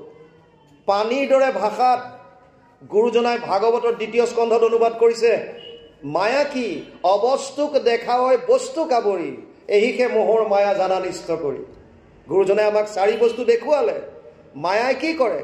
অবস্তুক দেখুৱাই বস্তু কাবৰি। গতিকে আমি গুৰুদেৱ নাম ভকত চিনি পোৱা নাই। কিহৰ কাৰণে? মায়াৰ কাৰণে। কিহত দৌৰি আছো? ধন, টকা, পইচা, পুত্ৰ, পৰিবাৰ, ঘৰ, সম্পত্তি ইত্যাদি ইত্যাদি। ব্ৰহ্মলোক পৰ্যন্তও যদি যায়, মায়াৰ পৰা হাত সাৰিব পৰা নাই। ব্ৰহ্মা আদি কৰি যি অযত ৰাম ৰাম ৰাম ৰাম ৰাম, মায়া শয্যা মাজে আশ্ৰয় ঘুমতি যায়। ব্ৰহ্ম ভুৱনালোক পুনৰাৱৰ্তিন অৰ্জুন মামোপেত্যাতু কৌন্তেয় পুনৰ্জন্ম ন বিদ্যতে। 8ম অধ্যায় 16 নম্বৰ শ্লোক গীতা। হে অৰ্জুন, ব্ৰহ্মলোক পৰ্যন্তও যদি কোনোবা জীৱ যাবলৈ সক্ষম হৈছে, মায়াৰ পৰা হাত সাৰিব পৰা নাই। জীৱ বাদ দিয়ক, খুদ ব্ৰহ্মা যেবে এক শত হৈ বৰিষ ব্ৰহ্মাৰ, ব্ৰহ্মাকো কৰন্ত তেবে ঈশ্বৰে সংহাৰ। ব্ৰহ্মাও সাৰিব পৰা নাই। গতিকে আপুনি মই মায়াৰ পৰা হাত সাৰিব আমি নোৱাৰোঁ যেতিয়ালৈকে ভগৱান কৃষ্ণই স্মৃতি প্ৰস্থান গীতাত দিয়া এই আদেশটো আমি পালন নকৰোঁ। দৈৱহী আস গুণময়ী মম মায়া দূৰত্বয়া মাম এব ইয়ে প্ৰপদ্যন্তে মায়ামেতাম তৰন্তিতে। সপ্তম অধ্যায় 14 নম্বৰ শ্লোক গীতা, হে অৰ্জুন মোৰ মায়া অতি ভয়ানক অতি দুষ্ট, ইয়াৰ পৰা সেইসকলেহে পৰিত্ৰাণ পাব পাৰিব যিসকলে কেৱল মাত্ৰ মোত শৰণ ল'লে। আমি কোৱা কথা নহয়, ভগৱান কৃষ্ণই নিজ মুখে কৈছে। আৰু গুৰুজনাৰ এক শৰণ হৰিনাম ধৰ্মৰ মূল তত্ত্ব গীতাৰ পৰা আনিছে।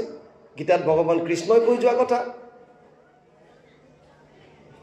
আমাক 4 বস্তু দেখুৱাই দিলে। গুৰুদেৱ নাম ভকত, গুৰু। আগতে আমাৰ বিশ্বাস আছিল গুৰু মানে, সৰুতে আমি ভাবিছিলোঁ যে এজন লাগে আধ্যাত্মিক গুৰু, যাৰ ওচৰত আমি গৈ বিপদে আপদে তেওঁৰ পৰা উপদেশ ল'ম। বহু দিনলৈকে এইটো ভাবে পুহি ৰাখিছিলোঁ আৰু মনত দুখো আছিল। তাৰ পাছত প্ৰভুৰ কৃপা, গুৰুজনাৰ কৃপা হ'ল, গম পালোঁ যে গুৰু কায়িকভাৱে থকাটোৰ কোনো প্ৰয়োজন নাই। গুৰু এটা তত্ত্ব, গুৰু এটা তত্ত্ব। গতিকে গুৰু তত্ত্বটোৱে অন্ধকাৰৰ পৰা আমাক পোহৰলৈ যি বাট দেখুৱায়। গু শব্দস্থ অন্ধকাৰ স্যাৎ ৰু শব্দস্থ নিৰোধক, অন্ধকাৰ নিৰুদ্ধ নিশাত গুৰু নিত্য অভিধীয়তে। গু শব্দৰ অৰ্থটো হৈছে অন্ধকাৰ, ৰু মানে হৈছে প্ৰকাশ।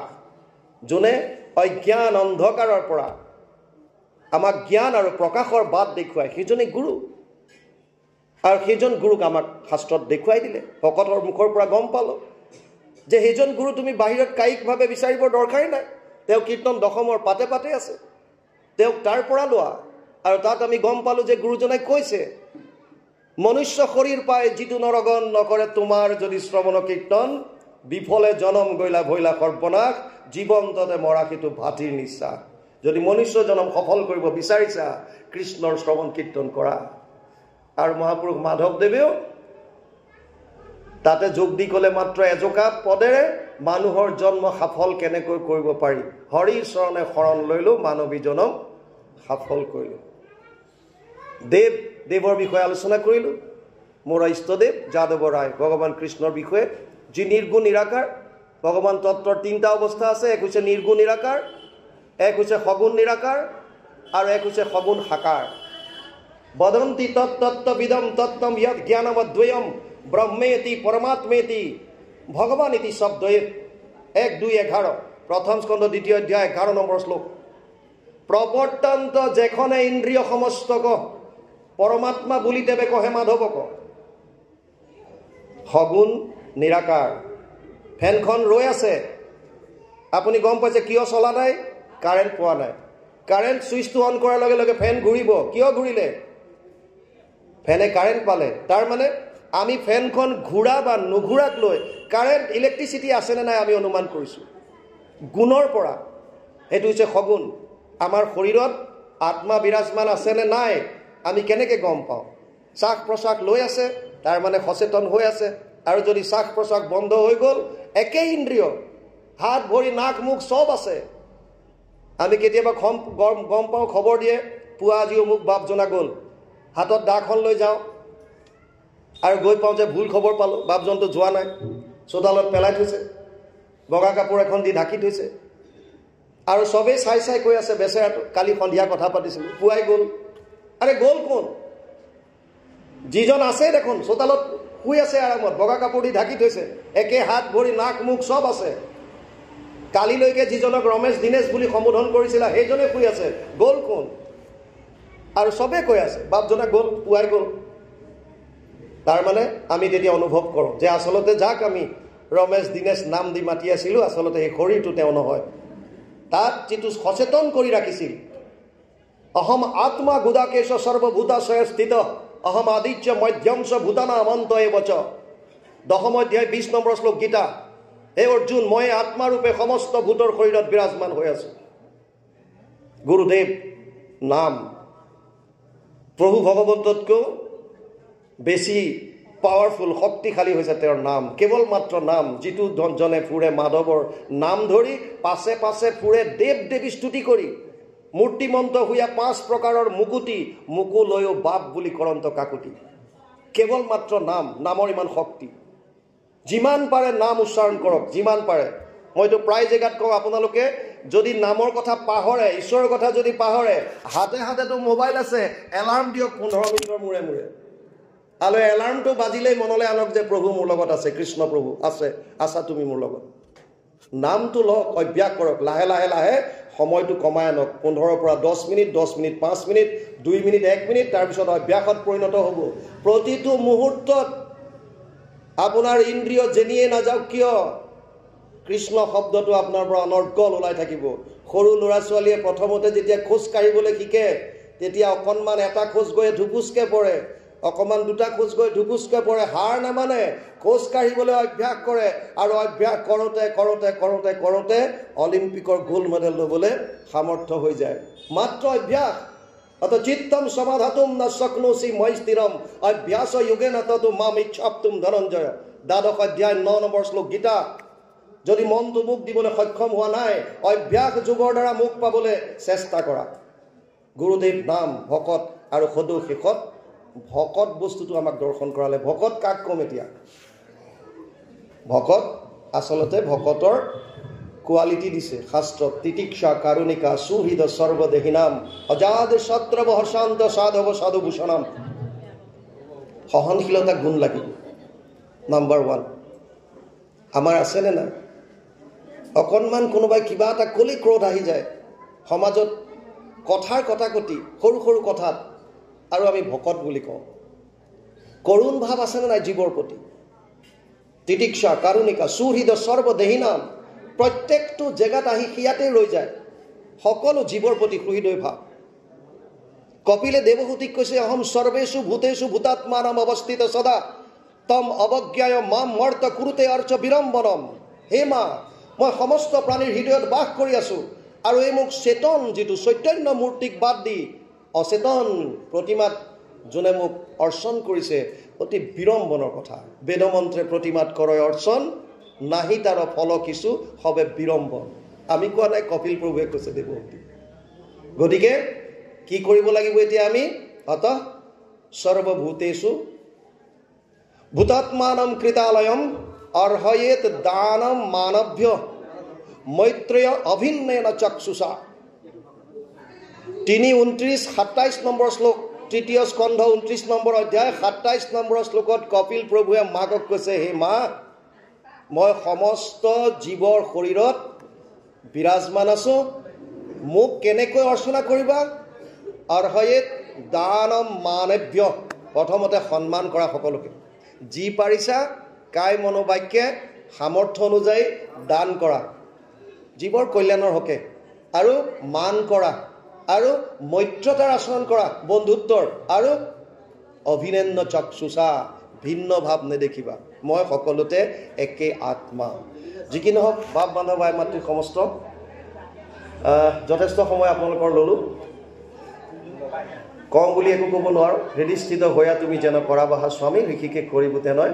উদ্বোধক ডাঙৰীয়াই ধৰ্মৰ ওপৰত, এক শৰণৰ ওপৰত কিছু আমি দাঙি ধৰিম বুলি তেওঁ আশা যেতিয়া কৰিলে, আমি সেইকাৰণেই গুৰুজনাৰ এক শৰণ ধৰ্মৰ ওপৰত দুআষাৰ আমাৰ সীমিত জ্ঞানৰ দ্বাৰা প্ৰকাশ কৰিলোঁ।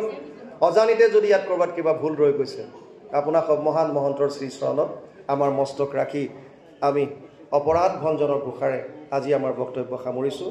সহস্ৰ সহস্ৰ আদি অপৰাধ দিনে ৰাতি কৰোঁ মই মহামূঢ়জন, আমি প্ৰভু তজুদা হাকে মানি জগবাস, ক্ষমীয়োক শ্ৰী মধুসূদন, ক্ষমীয়োক শ্ৰী মধুসূদন। কৃষ্ণ জয় গুৰু শংকৰ।